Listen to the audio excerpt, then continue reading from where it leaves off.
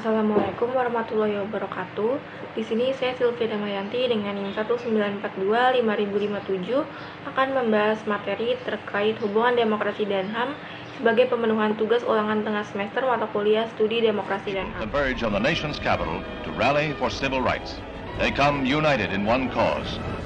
One day right now in Alabama, little black boys and black girls will be able to join hands with little white boys and white girls as sisters and brothers. I have a dream today.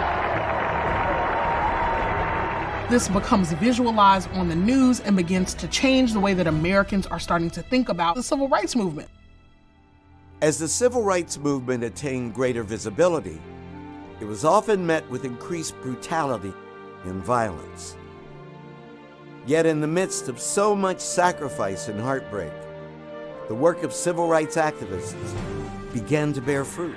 Antara hak asasi manusia dan demokrasi memiliki hubungan yang sangat erat. HAM tidak mungkin eksis di suatu negara yang bersifat totaliter atau tidak demokratis. Namun sebaliknya, negara yang demokratis pastilah menjamin eksistensi HAM. Suatu negara dapat dikatakan demokratis apabila menghormati dan melindungi HAM di dalam negaranya. Kondisi yang dibutuhkan untuk merealisasikan tegaknya HAM adalah dengan adanya nilai demokratis di dalam kerangka negara hukum. Implementasi dari negara yang demokratis diaktualisasikan melalui sistem pemerintahan yang berdasarkan atas perwakilan atau representative government, yang merupakan refleksi dari demokrasi tidak langsung. Menurut Julius dan DC, suatu negara hukum haruslah menjamin dan memenuhi beberapa unsur penting. Salah satu unsur tersebut antara lain yaitu adanya jaminan atas hak asasi manusia. Sehingga suatu negara akan disebut sebagai negara hukum apabila terdapat perlindungan dan penghormatan terhadap HAM. Dalam suatu negara, hukum menjadi alat dan kekuatan dalam membangun tatanan norma yang menguatkan konstitusi secara hierarkis. Sebuah negara yang dikonsep di dalam bentuk negara hukum berkonsekuensi terhadap usaha mencapai supremasi hukum atau konstitusi yang telah ditetapkannya.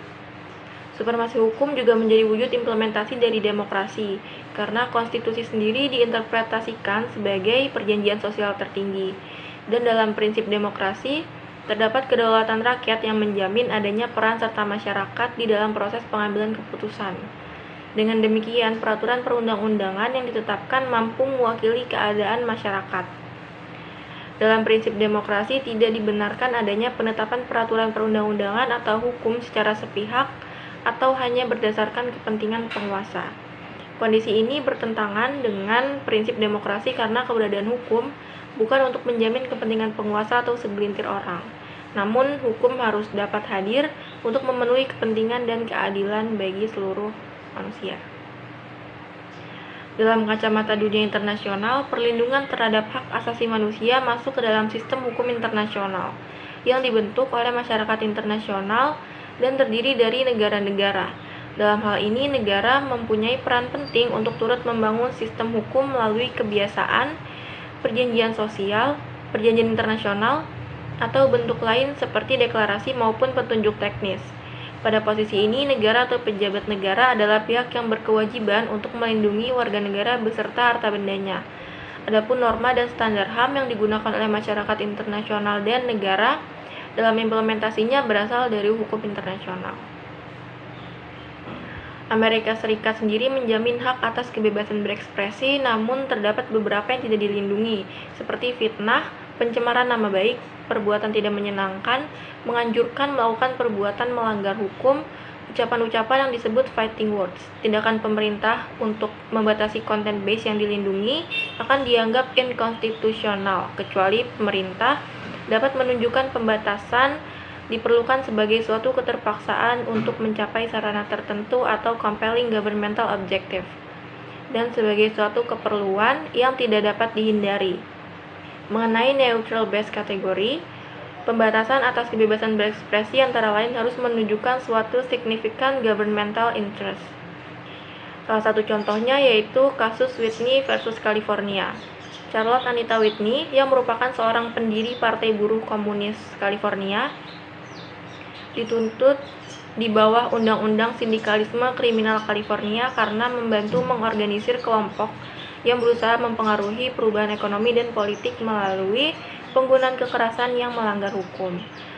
Whitney berpendapat bahwa ia tidak bermaksud agar organisasi bertindak seperti ini dan tidak berencana untuk membantunya mencapai tujuan tersebut, serta mengklaim hukum California melanggar amandemen pertama yang berisi Konstitusi Amerika Serikat melarang Kongres menghambat kebebasan berbicara, kebebasan pers, kebebasan untuk berkumpul secara damai, dan kebebasan untuk menyampaikan petisi kepada pemerintah terkait.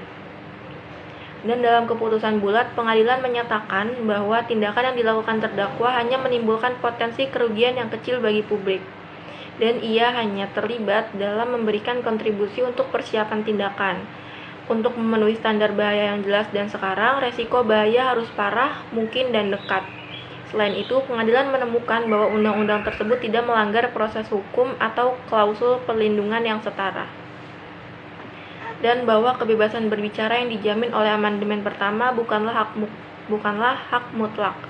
Pengadilan menyatakan bahwa negara dalam menjalankan kekuasaannya dapat menghukum mereka yang menyalahgunakan hak atas kebebasan berbicara dengan ucapan-ucapan yang bertentangan dengan kesejahteraan umum, yang cenderung menghasut kejahatan, mengganggu ketentraman umum, atau membahayakan fondasi organisasi yang terorganisir.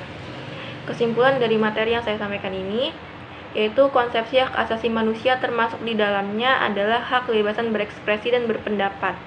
Dalam perkembangannya sangat terkait erat dengan konsepsi negara hukum. Hukum dimaknai sebagai kesatuan hierarkis tatanan norma hukum yang berpuncak pada konstitusi, sedangkan konstitusi itu adalah wujud perjanjian sosial.